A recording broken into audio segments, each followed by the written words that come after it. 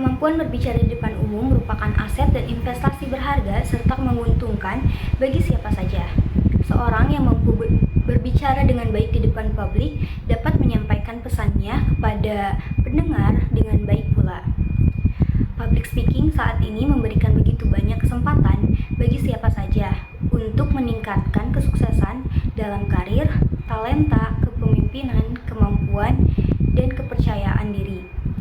Bahkan public speaking dapat menjadi sarana memperbanyak teman, kolega, relasi, dan kenalan. Nah, lalu bagaimana sih teori dasar dari public speaking? Terdapat 4 tahapan teori dasar untuk memulai dan mengakhiri public speaking. Yang pertama ada start. Dalam tahap start ini bermaksud sebagai kemampuan membuka, menggebrak, atau memecah suasana untuk memulai suatu pembicaraan. Yang kedua ada build a bridge. Sebelum masuk ke materi pokok, bangunlah jembatan penghubung, misalkan seperti dengan sebuah perumpamaan atau sekedar intermezzo yang tidak terlalu jauh dari tema yang akan diambil. Lalu yang ketiga ada for instance. Nah, untuk menyampaikan apa yang akan disampaikan, tidak ada salahnya bila Anda memberikan beberapa contoh nyata. Dan yang terakhir ada so what. Untuk mengakhiri pembicaraan biasanya ditutup dengan langkah-langkah tindak lanjut. Bisa berupa pesan, harapan, ataupun kesimpulan. Jadi pembicaraan dapat diakhiri dengan sempurna. Nah, selanjutnya terdapat 10 hal yang Anda harus ketahui tentang public speaking. Yang pertama ada intonasi.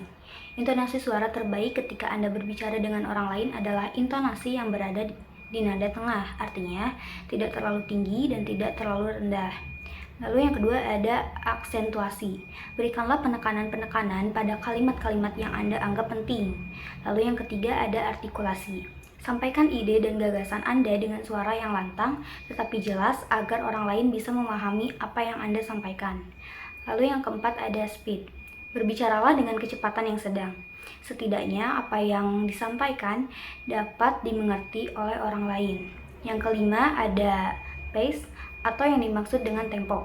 Tempo yang baik akan membantu dalam menggunakan aksentuasi dan juga dapat memperjelas artikulasi kata yang disampaikan. Yang keenam ada pause.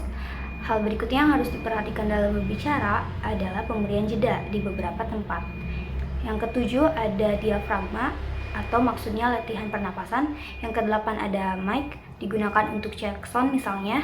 Selain itu, Anda juga dapat menentukan jarak yang tepat antara mulut dan mic.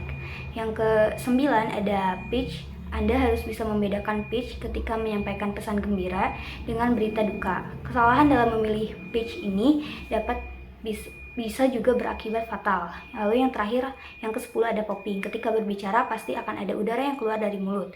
Nah, hal semacam ini sering disebut dengan popping. Hal ini pasti akan sangat mengganggu. Anda memang tidak bisa menghilangkan popping, tapi Anda bisa meminimalisir terjadinya popping dengan cara terus berlatihan di depan kertas. Nah, lalu bagaimana sih trik untuk menjadi public speaker yang top?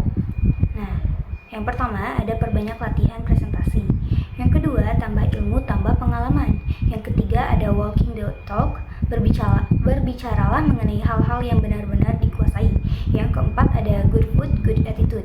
Maksudnya latihlah untuk bisa berdiri tegap, karena sikap demikian bisa menunjukkan bahwa Anda adalah seseorang yang memiliki ketegasan dalam berperilaku dan juga kepribadian atau attitude yang baik. Yang kelima ada sisi pandang pendengar. Yang keenam ada hilangkan rasa grogi. Dan yang terakhir ada inti penampilan Anda. Pada akhirnya, berbicara di depan umum merupakan sebuah seni yang diperlukan dedikasi dan latihan untuk membuat kita menjadi pembicara yang baik.